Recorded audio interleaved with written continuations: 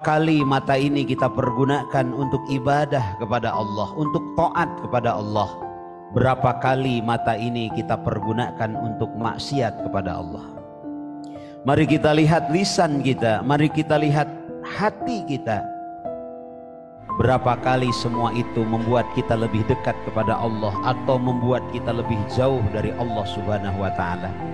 Ambil pelajaran dari masa lalu, tentukan sikap hari ini, rencanakan hari yang akan datang.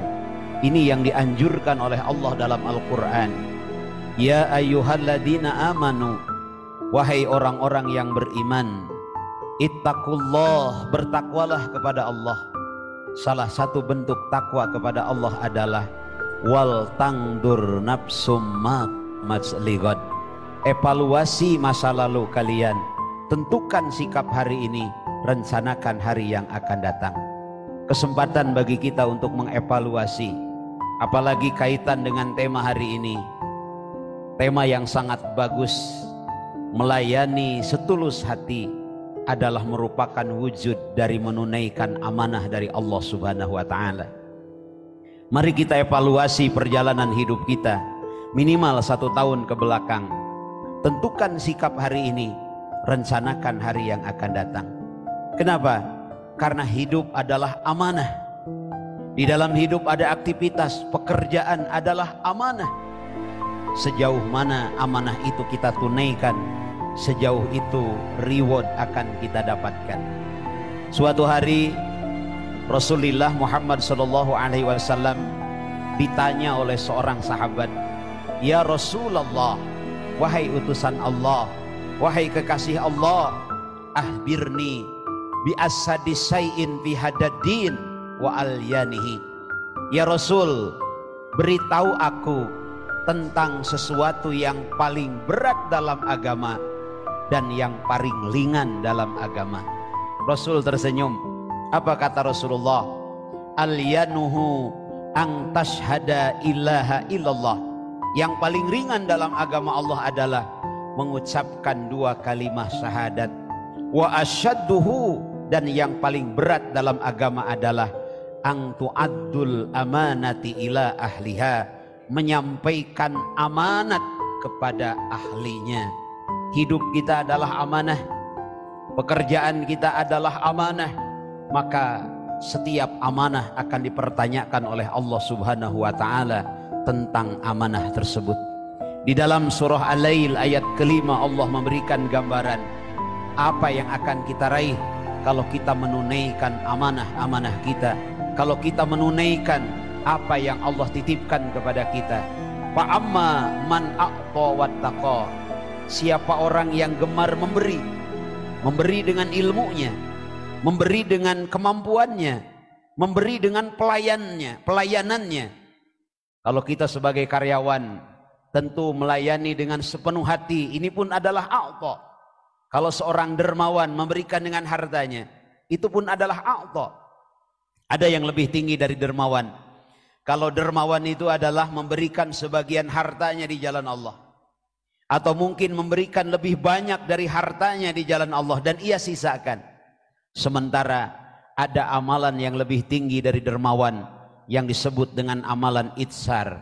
Apa itu itsar? Itsar itu memberi kepada orang lain dengan mendahulukan kepentingan orang lain daripada kepentingan diri kita. Kita lihat contoh dan suri tauladan terbaik untuk pribadi itsar ini ada dalam diri ibu kita, ada dalam diri ayah kita. Ibu kita rela kurang tidur, yang penting kita anaknya nyenyak. Ayah kita rela kepanasan kehujanan demi anak istrinya bisa makan. Ibu kita rela kurang makan, yang penting kita anaknya kenyang. Inilah pribadi yang sangat baik, pelayanan yang diberikan dengan sepenuh hati, perbuatan yang tulus, cinta yang tulus yang diberikan sepenuh hati oleh orang tua terhadap anaknya. Ada seorang sahabat mengadukan sebuah peristiwa kepada Rasulullah. Ya Rasulullah, telah datang kepadaku seorang perempuan miskin beserta 2 anaknya. Kemudian aku beri 3 butir kurma, wahai Rasul. Perempuan miskin ini kemudian memberikan 2 butir kurma itu kepada anak pertama dan kepada anak kedua, maka dimakanlah kurma itu oleh kedua anaknya. Tatkala sang ibu akan memakan satu buah kurma lagi, satu butir kurma lagi, yang mana butir kurma itu adalah bagian untuk dirinya yang didapati dari sahabat Rasul tadi. Ternyata sang anak masih mengangakkan mulutnya, menandakan masih lapar, dan sang ibu tidak jadi memakan kurma itu. Kemudian sang ibu membelah kurma itu menjadi dua, yang satu diberikan ke kakaknya, yang satu diberikan ke adiknya. Dua anak itu akhirnya merasa kenyang dengan kurma yang harusnya dimakan oleh sang ibu tersebut. Hadirin yang dimuliakan Allah, kejadian ini diadukan kepada Rasulullah Muhammad SAW.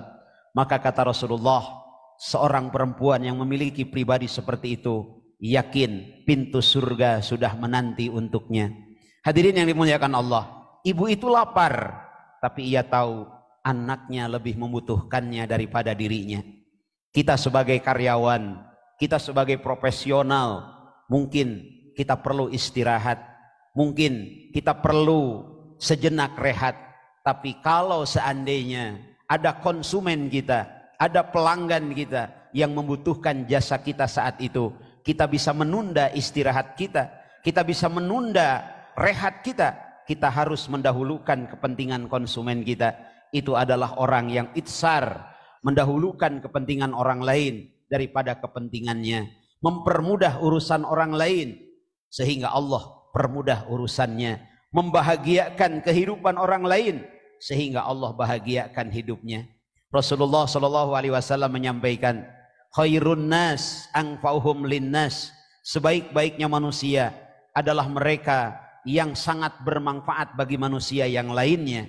Maka kita sebagai hamba Allah yang diamanahi kesempatan hidup, yang diamanahi pekerjaan, yang diamanahi sebagai suami, yang diamanahi sebagai istri, yang diamanahi sebagai orang tua, yang diamanahi sebagai anak, kita pergunakan amanah itu sesuai dengan kehendak sang pemberi amanah, yaitu Allah Subhanahu wa ta'ala. Kalau kita lakukan, kita dahulukan kepentingan orang lain daripada kepentingan kita, dan semata-mata niat karena Allah untuk menyempurnakan pelayanan, untuk menyempurnakan setulus hati pelayanan kita terhadap pelanggan kita, terhadap konsumen kita, maka itu akan bernilai pahala di hadapan Allah sebagai bentuk itsar, sebagai amal kebaikan yang akan dinantikan oleh Allah Subhanahu wa ta'ala dengan balasan surga Jannatun Naim, surga yang penuh dengan kenikmatan, wala ainun ra'at wala udunun sami'at.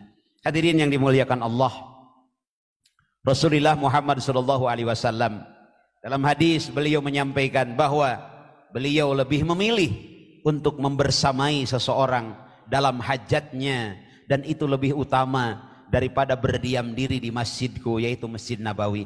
Artinya kita berbuat untuk kepentingan orang lain itu lebih bernilai pahalanya di hadapan Allah Subhanahu wa ta'ala dibandingkan dengan i'tikaf di masjid, di mana i'tikaf itu manfaatnya hanya untuk diri kita, tapi kita mempermudah urusan lain, mempermudah urusan orang lain, kita membantu orang lain. Di situ ada nilai manfaat bukan hanya untuk diri kita, tapi di situ bermanfaat bagi kehidupan hamba Allah yang lainnya. Hadirin yang dimuliakan Allah, pekerjaan adalah amanah, hidup kita pun adalah amanah. Amanah hidup. Hidup dalam bahasa Arab adalah hayatun, terdiri dari 4 huruf, ha, ya, alif, ta.